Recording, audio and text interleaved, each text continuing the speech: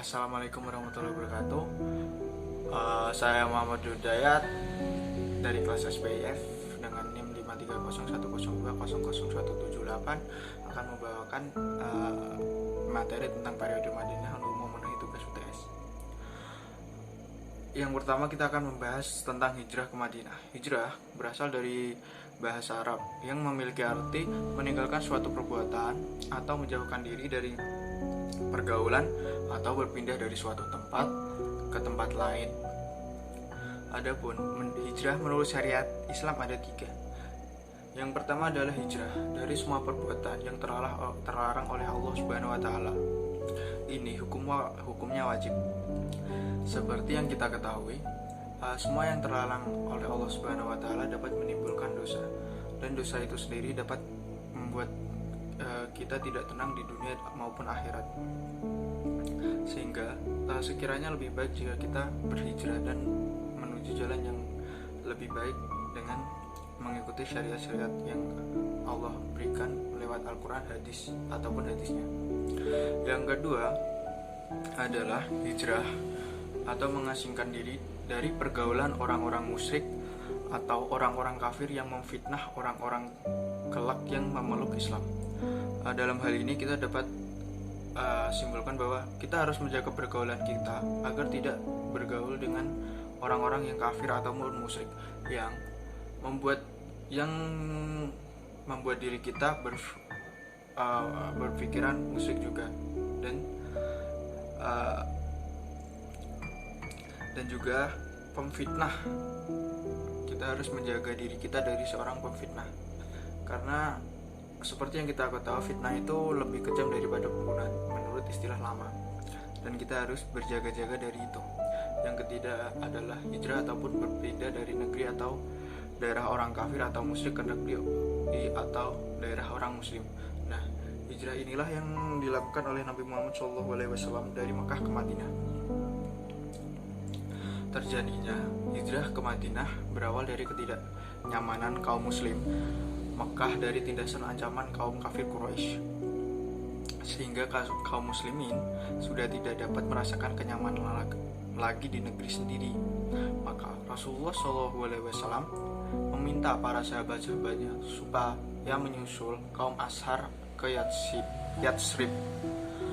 Hanya saja dalam meninggalkan Mekah, kaum muslim hendaknya berpencar supaya tidak menimbulkan kepanikan kaum Quraisy terhadap mereka. Rasulullah SAW dan Abu Bakar berangkat pada hari Kamis tanggal 1 Rabiul Awal tahun ke-53 dari kelahiran Nabi Muhammad SAW. Hanya Ali bin Abi Thalib dan juga keluarga Abu Bakar yang tahu keberangkatan beliau berdua.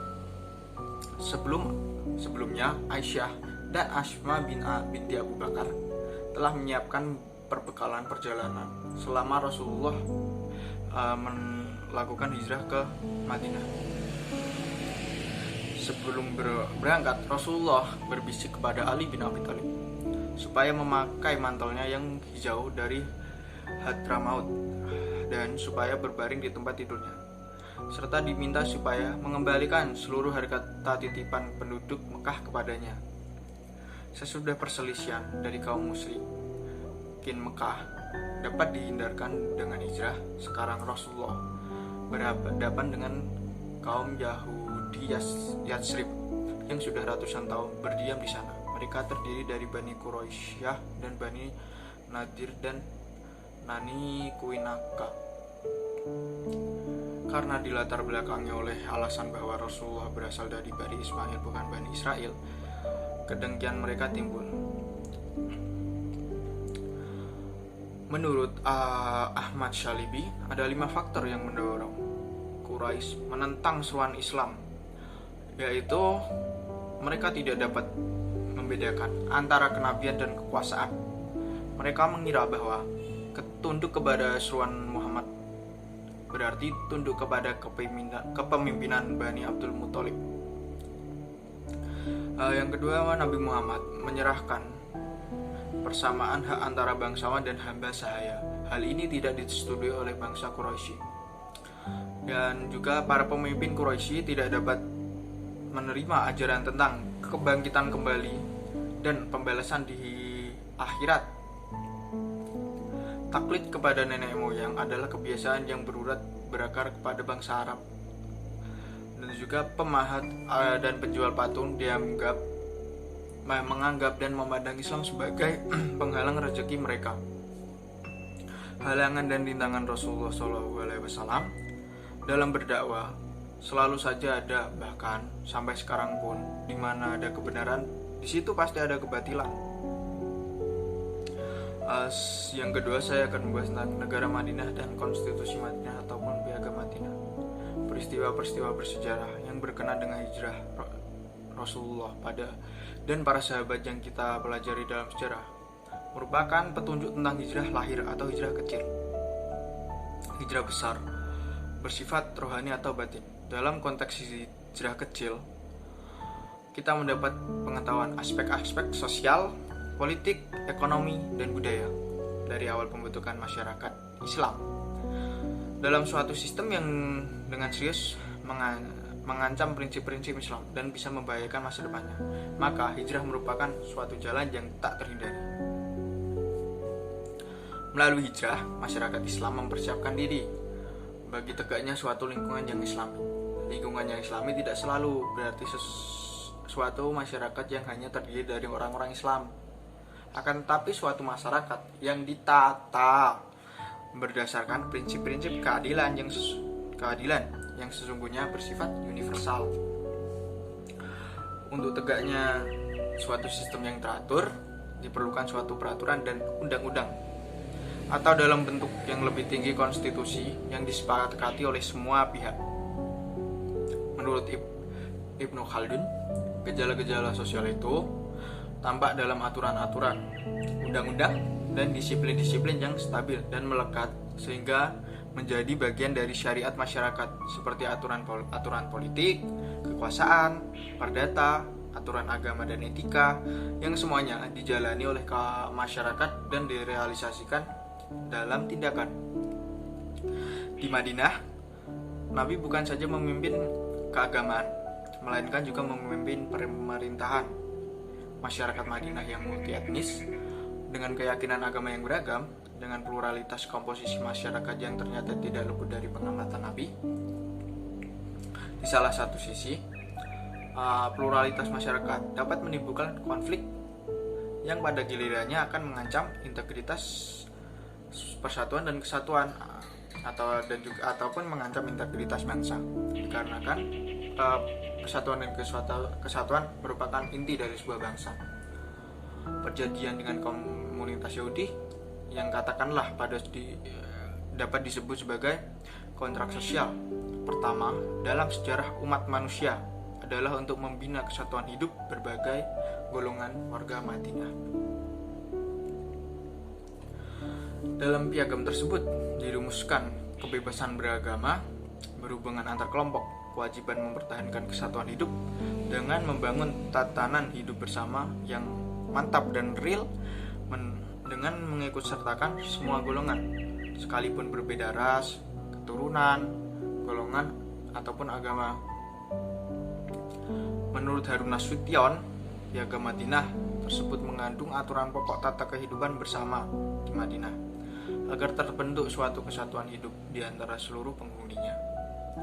Kesatuan hidup ini dipimpin oleh Nabi Muhammad SAW sendiri. Kesepakatan kontrak sosial ini adalah menjadi dokumen konstitusi bagi lahirnya negara yang berdaulat.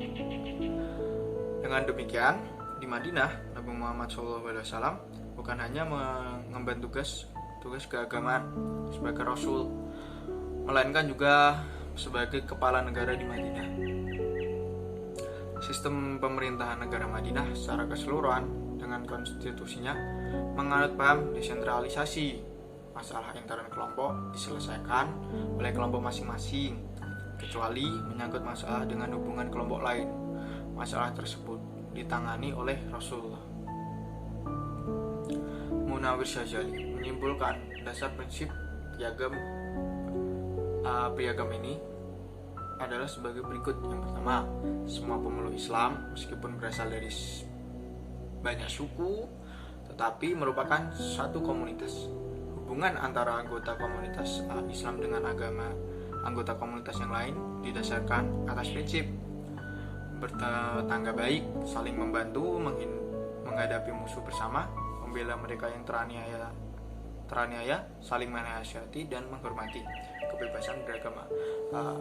Dapat disimpulkan dari itu tadi bahwa Rasulullah selalu menjunjung tinggi persatuan dan kesatuan dan juga toleransi dalam hal bermasyarakat. Dan juga ada juga Muhammad Tadir Azhari mengemukakan konsep negara dalam Islam demokrasi ataupun negara hukum, bukan teokrasi. Beliau mengemukakan negara hukum demokrasi Islam memiliki prinsip-prinsip umum sebagai berikut. Yang pertama adalah prinsip kekuasaan sebagai amanah. Yang kedua prinsip keadilan, prinsip persamaan, prinsip pengakuan dan perlindungan terhadap HAM, dan juga prinsip peradilan bebas, prinsip perdamaian, prinsip kesejahteraan, dan juga prinsip ketaatan rakyat.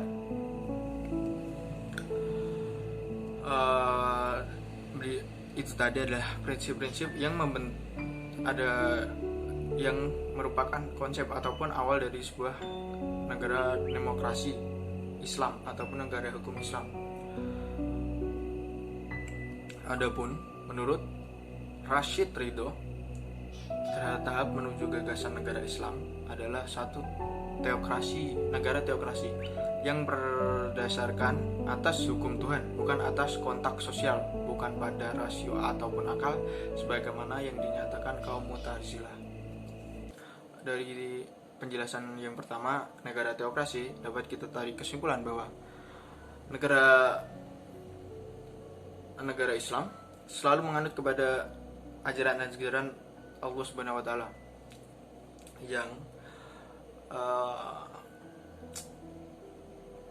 yang mengacu kepada Al-Quran, hadis, bukan kepada hanya nalar manusia itu sendiri, ataupun bukan hanya dengan kontrak sosial ataupun perjanjian-perjanjian. Yang kedua adalah memeriksa semua kesulitan praktis yang menghambat rehabilitasi kekhalifahan ataupun kesulitan mencari orang yang tepat untuk menjadi khalifah dan tempat yang menjadi ibu kotanya. Dalam hal ini pada zaman dahulu sulit sekali untuk mencari kekhalifahan ataupun mencari orang yang tepat untuk menjadi pemimpin mereka, dan juga mencari tempat yang tepat menjadi ibu kotanya. Karena pada zaman dahulu masih banyak kaum Islam belum seperti sekarang yang menjadi mayoritas di seluruh dunia, sehingga sedikit sulit untuk membangun negara Islam pada zaman dahulu. Mungkin sekian dari saya. Terima kasih untuk waktunya. Kurang lebihnya saya mohon maaf. Saya Muhammad Hidayat mengucapkan terima kasih. Wassalamualaikum warahmatullahi wabarakatuh. See you again.